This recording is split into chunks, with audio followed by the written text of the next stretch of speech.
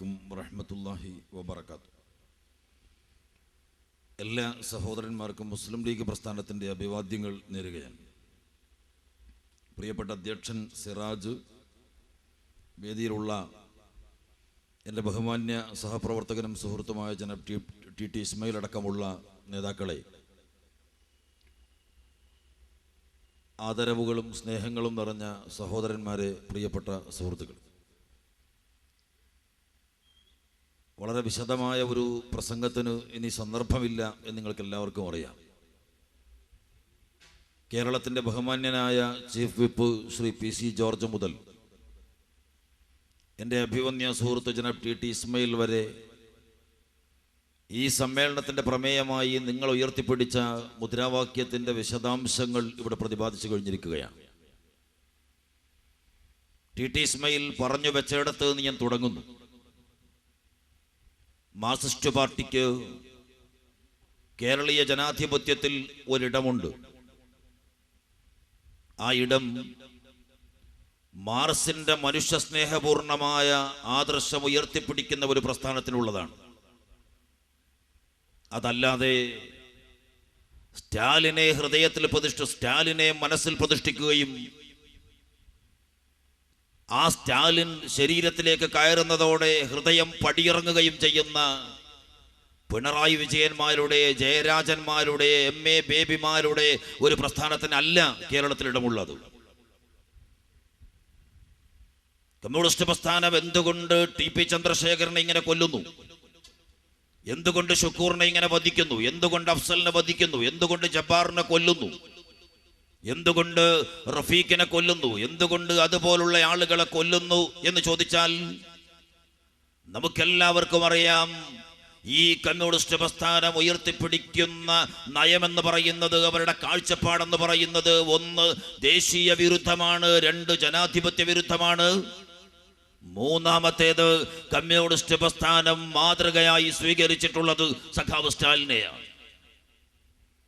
സ്റ്റാലിന്റെ നേതൃത്വത്തിൽ ബോൾഷെവിക് വിപ്ലവത്തിലൂടെയാണ് ലോകത്ത് കമ്മ്യൂണിസത്തെ അധികാരവുമായി ബന്ധപ്പെടുത്തിയതെങ്കിൽ ആ ബോൾഷെവിക് വിപ്ലവം 1917 നടക്കുമ്പോൾ ബോൾഷെവിക് വിപ്ലവത്തിന്റെ ഭാഗമായി മുതലാളിത്തത്തിന്റെ പ്രതീകമെന്ന് വിശേഷിപ്പിക്കപ്പെട്ട സാർ ചക്രവർത്തിമാരുടെ പ്രതിനിധികളെ ഒന്നൊന്നായി കൊന്നൊടുക്കിക്കൊണ്ട് മുന്നോട്ട് പോയ ഈ സ്റ്റാലിന്റെ സൈന്യം ഒരു രാജകൊട്ടാരത്തിൽ പ്രവേശിച്ചപ്പോ ആ രാജകൊട്ടാരത്തിൽ കുഞ്ഞിന് മുല കൊടുത്തുകൊണ്ടിരിക്കുന്ന അമ്മയെ കൂടി വെട്ടി നുറുക്കി.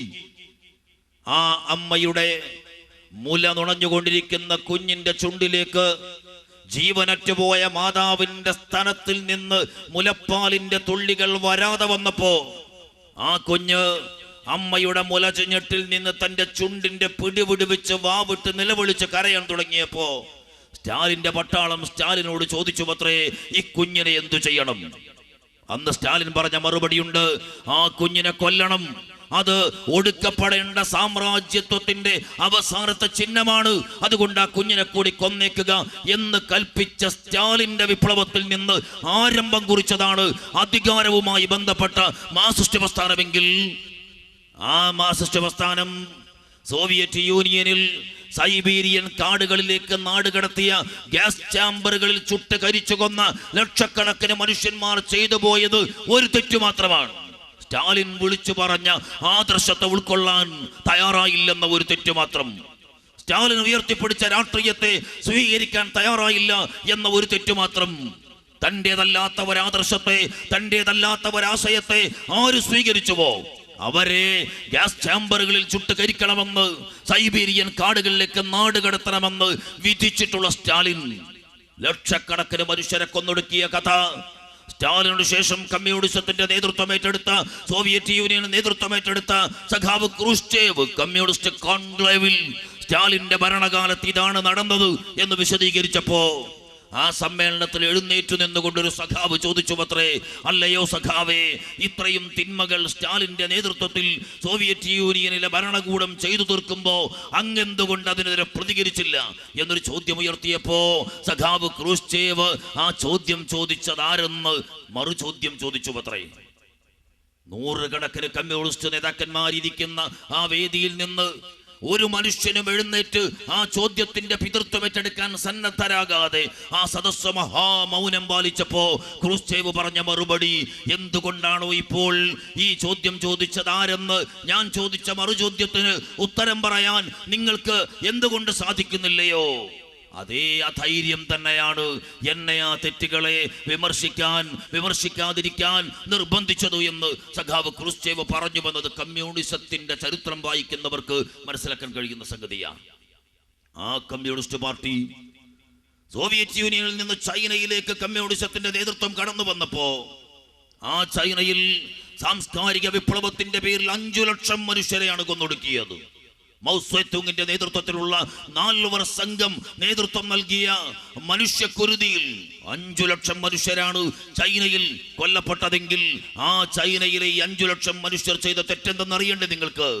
മൗസേത്തുങ് വിളിച്ചു പറയുന്ന, അദ്ദേഹത്തിന്റെ 4 സംഘം വിളിച്ചു പറയുന്ന ആ തെറ്റായ ചിന്തകളെ, തെറ്റായ ആദർശങ്ങളെ, തെറ്റായ നിലപാടുകളെ, തെറ്റായ സമീപനങ്ങളെ അംഗീകരിക്കാനും ഉൾക്കൊള്ളാനും ആ ജനത തയ്യാറായില്ല എന്നതാണ് സാംസ്കാരിക വിപ്ലവത്തിന്റെ പേരിൽ 5 ലക്ഷം മനുഷ്യരെ കൊന്നൊടുക്കാൻ ചൈനയിലെ മൗസേത്തുങ്ങിനും 4 സംഘത്തിനും പ്രേരണ നൽകിയതെങ്കിൽ അതേ കമ്മ്യൂണിസ്റ്റ് പാർട്ടി അധികാരത്തിന്റെ മണിമേടയിലേക്ക് കൊണ്ടുപോയ കംബോഡിയയിലെ പോൾ വാൾട്ട് എന്ന് പറയുന്ന കമ്മ്യൂണിസ്റ്റ് ഏകാധിപതി, ആ കമ്മ്യൂണിസ്റ്റ് ഏകാധിപതിയുടെ ഏകാധിപത്യത്തിൽ വിഷമിച്ച് ഒരു ജനത ഈ കമ്മ്യൂണിസ്റ്റ് ഏകാധിപതിയെ അധികാരത്തിൽ നിന്ന് താഴെ ഇറക്കിയപ്പോ അവിടെ അധികാരത്തിൽ വന്ന ബദൽ ഭരണ സംവിധാനം ആ കംബോഡിയയുടെ ഗ്രാമവീഥികൾ കൃഷിയുടെ ആവശ്യത്തിന് വേണ്ടി ഉഴുതുമറിച്ചപ്പോ ആ ഗ്രാമവീഥികളിൽ നിന്ന് മുഴുവൻ മറിഞ്ഞു വന്നത് മനുഷ്യന്റെ അസ്ഥികളും തലയൊട്ടികളുമായിരുന്നു. കമ്മ്യൂണിസം ഭരണം നടത്തിയ കംബോഡിയയുടെ കഥയാണിത്. 33 സംവത്സര കാലം കമ്മ്യൂണിസ്റ്റ് പ്രസ്ഥാനം ഭരണം നടത്തിയ ബംഗാൾ, ആ ബംഗാളിൽ മമതാ ബാനർജിയുടെ നേതൃത്വത്തിലുള്ള ഗവൺമെന്റ് അധികാരത്തിൽ വന്നപ്പോ ആ ഗവൺമെന്റിൽ അധികാരത്തിൽ വന്ന മന്ത്രിക്ക് അനുവദിച്ചിട്ടുള്ള ഒരു ബംഗ്ലാവ്, ആ ബംഗ്ലാവിന്റെ പരിസരത്ത് പൂത്തോട്ടം നിർമ്മിക്കുന്നതിന് വേണ്ടി ആ പരിസരം ഉഴുതുമറിച്ചപ്പോ നേരത്തെ കമ്മ്യൂണിസ്റ്റ് ഗവൺമെന്റിലെ ഒരു മുസ്ലിം മന്ത്രി താമസിച്ച ബംഗ്ലാവായിരുന്നു അത്. പൂന്തോട്ടത്തിന് വേണ്ടി ഉഴുതുമറിച്ചപ്പോ 22 തലയൊട്ടികളും അസ്ഥികൂടങ്ങളും സർക്കാർ വക ബംഗ്ലാവിന്റെ പറമ്പിൽ നിന്ന് കുഴിച്ചെടുത്തു മമതാ ബാനർജിയുടെ നേതൃത്വത്തിലുള്ള ഗവൺമെന്റിന്റെ കാലത്തെങ്കിൽ ബംഗാളിൽ മനുഷ്യരെ കൊന്ന് കുഴിച്ചു മൂടിയ ചരിത്രത്തിന് സർക്കാർ വക സ്ഥലം തന്നെ സാക്ഷിയായി നിൽക്കുന്ന അനുഭവമാണ് ബംഗാളിലെ 33 കൊല്ലത്തെ കമ്മ്യൂണിസ്റ്റ് കിരാതവാഴ്ചയുടെ ചരിത്രം നമ്മളോട് വാചാലമായി വിളിച്ചു പറയുന്നത്. ഞാനിപ്പോ വരുന്നത് ചന്ദ്രശേഖരന്റെ വീട്ടിൽ ചെന്നിട്ടാണ്. അദ്ദേഹത്തിന്റെ ഭാര്യ രമയെ, അദ്ദേഹത്തിന്റെ മകൻ അഭിനന്ദിനെ, അദ്ദേഹത്തിന്റെ ഭാര്യ പിതാവ് മാധവനെ ഒക്കെ കണ്ട് സംസാരിച്ചിട്ടാണ് ഞാൻ നിങ്ങളുടെ ഈ പരിപാടിയിലേക്ക് വരുന്നത്. ഞാൻ ആ വധത്തിന്റെ സകല ഗൗരവവും ഉൾക്കൊള്ളുന്നു, ആ സകല ഗൗരവവും നിങ്ങളോട് പങ്കുവെക്കുന്നു. പക്ഷെ ഞാൻ ചോദിക്കട്ടെ, 4 മിനിറ്റ് കൊണ്ട് ചന്ദ്രശേഖരൻ എന്ന് പറയുന്ന മനുഷ്യൻ ഈ ലോകത്തോട് വിട പറഞ്ഞു. അക്രമികൾക്ക് 4 മിനിറ്റേ വേണ്ടി വന്നുള്ളൂ ചന്ദ്രശേഖരനെ വധിക്കാൻ.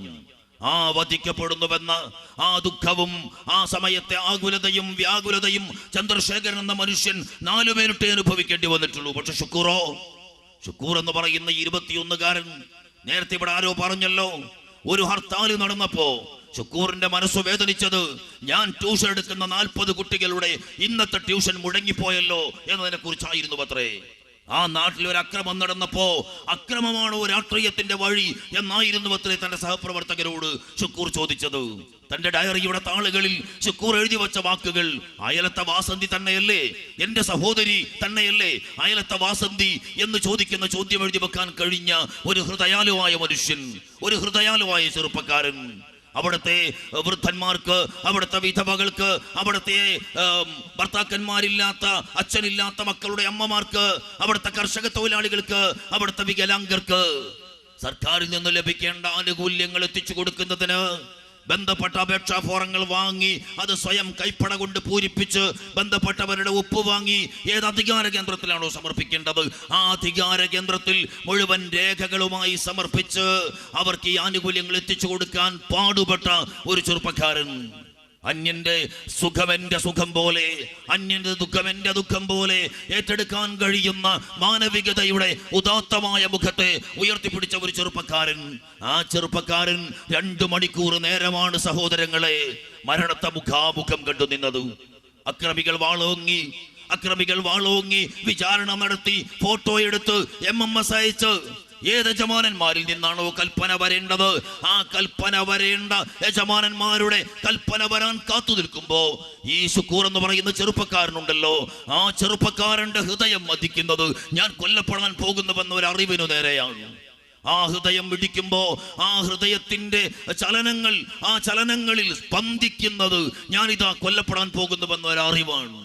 അവിടെയും ഒരു പ്രത്യാശയുടെ കിരണം പോലെ ഒരു രാജീവേട്ടന്റെ മനസ്സു കനിഞ്ഞാൽ തനിക്ക് രക്ഷപ്പെടാനാകുമെന്നൊരു പ്രത്യാശയിൽ നിന്ന് തന്റെ സഹോദരൻ ദാവൂദിനെ വിളിച്ചിട്ട് ഒന്ന് രാജീവേട്ടനോട് പോയി ഒന്ന് അഭ്യർത്ഥിക്കണമെന്ന് പറയുമ്പോ, രാജീവേട്ടന്റെ വീട്ടിലേക്ക് ഈ ദാവൂദ് ചെല്ലുമ്പോ, രാജീവേട്ടനോട് സംസാരിക്കുമ്പോ ഹൃദയത്തിന്റെ ഉള്ളിൽ എവിടെ നിന്നോ ഉയർന്നു വരുന്ന ഒരാശയും ഒരു